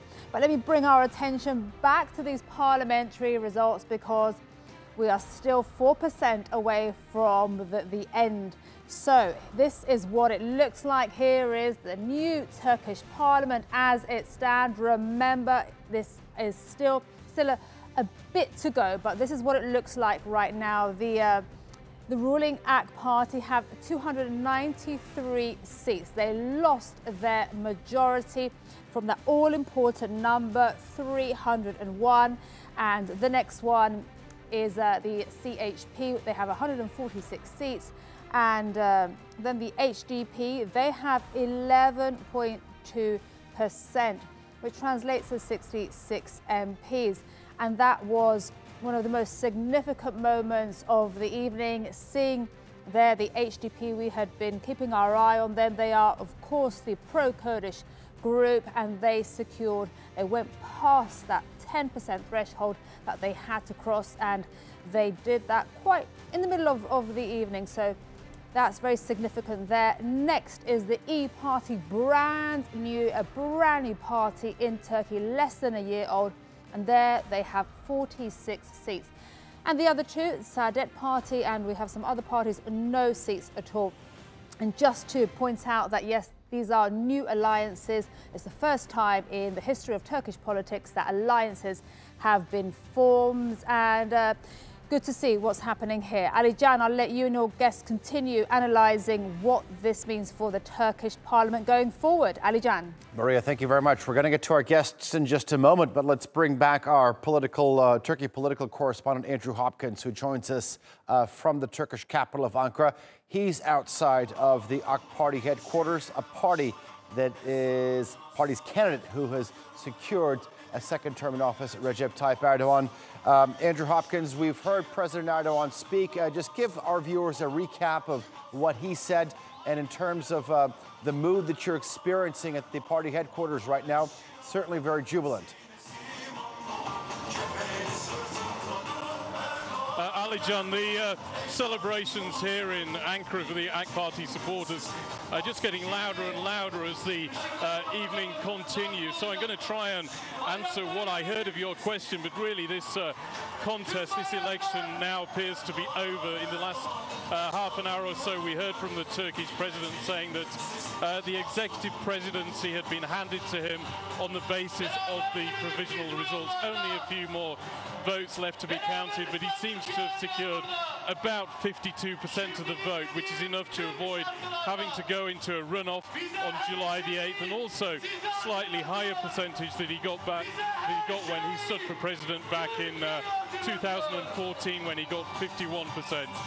This election, it seems the turnout 87%, one of the highest turnouts in Turkish elections in modern history, which the Turkish president says shows how an election can be held. It's a lesson in democracy, he says, for the rest of the world. There have already been a list of international politicians, leaders, close allies of the Turkish president who have been phoning him to express their congratulations. People like the president of Azerbaijan, one of the presidents of Bosnia, Bakir Izetbegovic, who's basically the president of the Bosnian Muslims living over there. They met recently when the Turkish president went to campaign in Sarajevo as part of this election. We've also had the Palestinian president, Mahmoud Abbas, on the phone to him as well. So now it looks like we have another 5 years of Recep Tayyip Erdogan as the president of Turkey. Also his AK Party, in conjunction with the MHP, the Nationalist Party, in control of the parliament. And he says his next priority is to get down to this new presidential system, which was introduced in a constitutional referendum last year. And he said he's going to be implementing that as soon as possible. All right, our Turkey political correspondent, Andrew Hopkins, live for us from Ankara. Thank you for that update. Let's stay in Ankara, cross town, where Courtney Keeley is joining us outside of the CHP headquarters. That's the country's main opposition party. Courtney, not a very good night for the CHP's presidential candidate, Muharrem İnce, getting over 30% of the vote, but still not enough to carry this to a second round, which I believe was sort of the party's sort of desire from throughout the night, to be able to sort of carry this into a second round and then get the support of all the other opposition parties and possibly challenge the incumbent candidates in the second round. Didn't happen. President Erdogan secures a second term in office. Just give us a recap of what you saw tonight, what the mood is like, and what's ahead for the country's main opposition party. Alican, it's like an alternative universe here. They have not conceded. Muharrem İnce has not come out. He's still with the YSK, the Electoral Commission, saying he will only speak after those results have come out, the first results. I'm seeing people by the gate here looking on in, and what they're looking at is the opposition television still broadcasting live, still taking callers in live to talk about this. Every once in a while, the very small crowd here starts chanting Başkan İnce, President İnce. So they clearly have not given up the fight, even though right next to this neighborhood is an AK Party neighborhood. So I'm also hearing horns honking and celebrations just a few blocks away, Alican. But here they want to make sure that they stay by the ballots. That was İnce's message. They want to recount everything, and they're saying that they'll stay through the night. Official results. That's the message coming out of the CHP. Courtney Keeley, thank you very much for that update. If you're just tuning into our rolling coverage, Turkey's President Recep Tayyip Erdogan has secured a second term in office with 52.7% of the votes. Over 96% of the total votes have been counted. 87% out of a total 59 million eligible voters went to the polls to cast their ballots in the both presidential and parliamentary elections. Now, the picture on the parliamentary side is slightly different. The AK Party has just over 40% of the votes. That translates into 293 seats in parliament, just shy of that parliamentary majority. Another, not surprise, but actually interesting development is that the pro-Kurdish HDP was able to secure enough votes to surpass that 10% threshold, thus giving them over 65 seats in parliament. All right, let's come back to our panel of experts who have been with us throughout the evening, helping us sort of digest what's going on. We're going to wrap up the show. Our rolling coverage continues, but this part at least. Mehmet, I want to talk to you about the economy. I think this was certainly one of the top issues in terms of what was on the voters' mind as they went to the polls today. It's a mixed message. Yes, the AK Party has sort of taken Turkey from sort of economic ruin in 2002, made it into one of the top 20 economies in the country, has increased GDP from or per capita income from $2,000 up to in excess of $10,000. More recently, when you look at the sort of last quarter's growth numbers, over 7%. But on the other hand, the lira has significantly lost a lot of value against most foreign currencies. Almost Inflation is up again in double digits. Current account deficit close to $55 billion. Unemployment rate not where the government really wants it to be. The picture on the youth unemployment is actually even more grim than the general number. What number should we be looking at? What are some of the challenges ahead in terms of the Turkish economy? Obviously was not on the #1 priority when you look at the results tonight. Yes, I think some of the reasons why people thought AKP and President Erdogan might lose votes were the state of economy, as you explained. However, now that there is a strong vote coming in favor of AKP as well as president, and with the powerful presidential government system, rationalizing the governance system and reducing the number of ministries and getting rid of outmoded ministries and dynamic teams.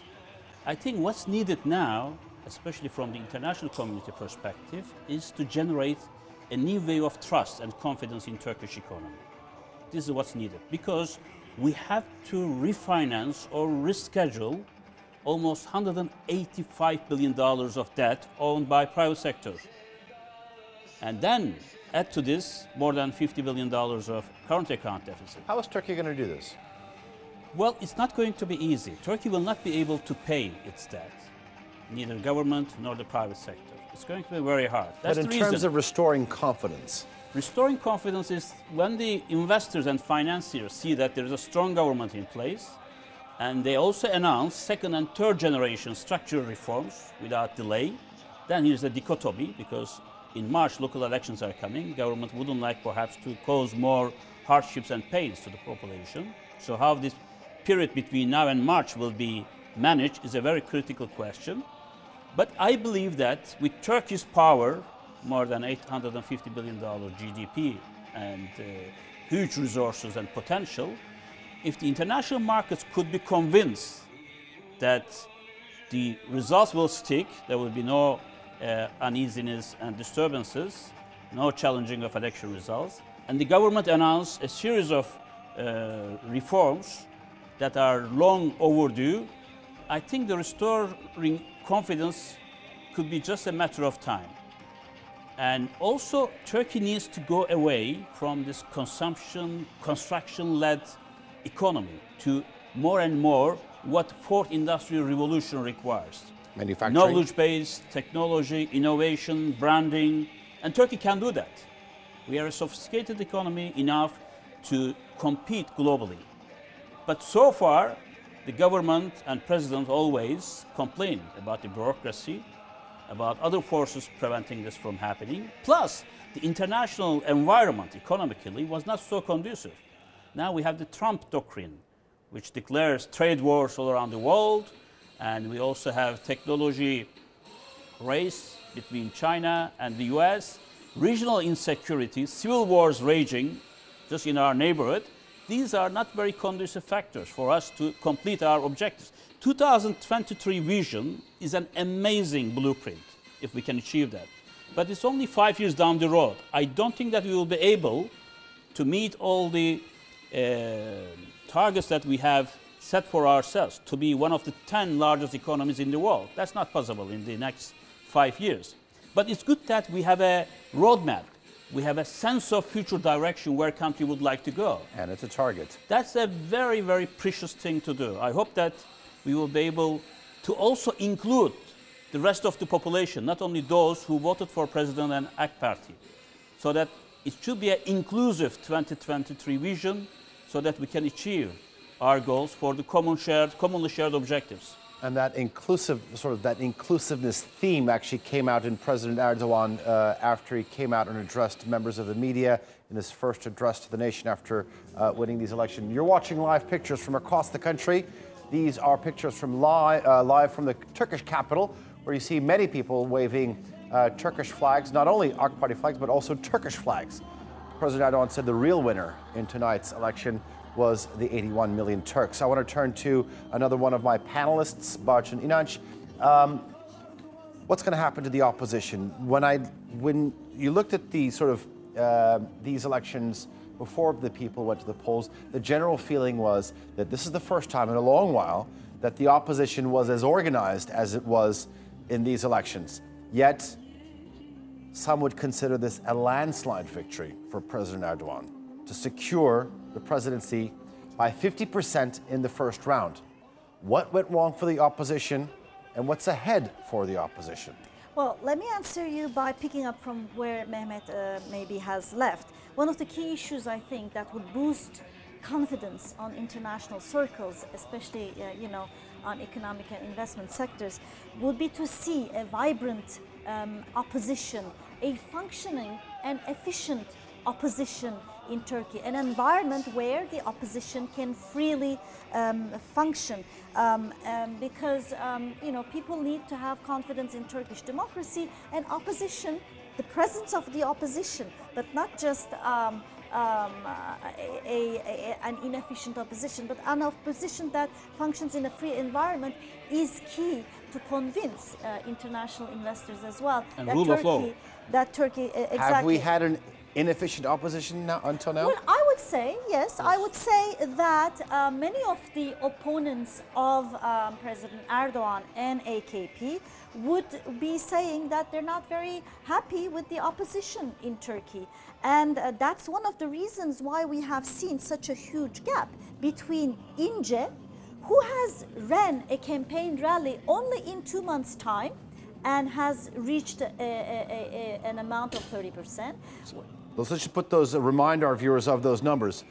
The CHP's candidate, Muharrem İnce, getting over 30% of the vote, 30.8, while the party that he comes from, the CHP, under 23%. So there's more than a 7 percentage point difference between what he got in the presidential race and the CHP in the parliamentary. Exactly, and İnce has garnered these support in a 2 months period of time. So I'm expecting that most probably he would be challenging CHP leader, or maybe the CHP leader will take some lessons from that. Is he going to challenge Kemal Kılıçdaroğlu for the party leadership? Well, he might, or maybe Kemal Kılıçdaroğlu might take certain lessons of that and might take a decision on his part.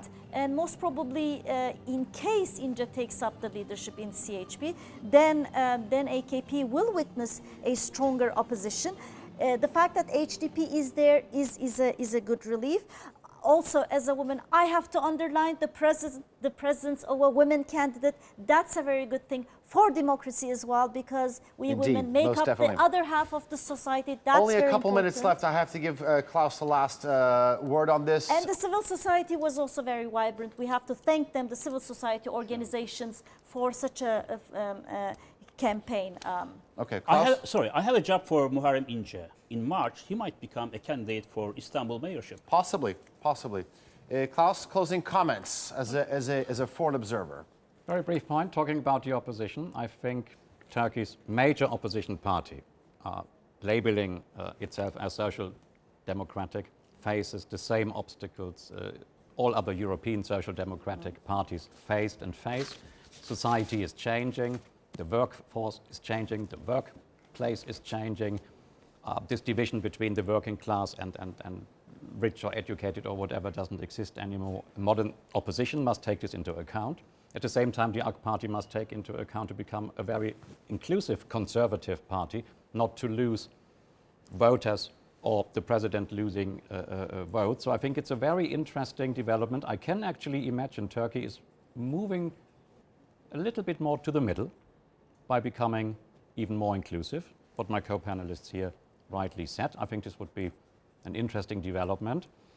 Secondly, last point, I think we spoke about the economy. Foreign policy should not be sidelined. I think Turkey needs to maintain what some label its 360 degrees foreign policy, not saying Europe doesn't want us or it takes 5 or 10 more years, but continuing to deal with all other nations and all other blocs to have a proactive foreign policy, which is very interesting to observe. Somehow proactive economic policy, a proactive foreign policy. I think President Erdogan has a long agenda and many things to do. And these are only two issues. We spoke about civil society and inclusive society. And some years down the line, people would start probably to criticize him because he is in charge. Media and political analyst Klaus Jurgens, thank you very much for joining us. Journalist Barcin, Yinanc, good to have you on this sets, and former diplomat Mehmet Ogutcu, thank you very much. Your input has been very valuable, especially for me, in terms of explaining to our viewers the importance of these historic Turkish elections. We'll be continuing with our rolling coverage of these historic elections.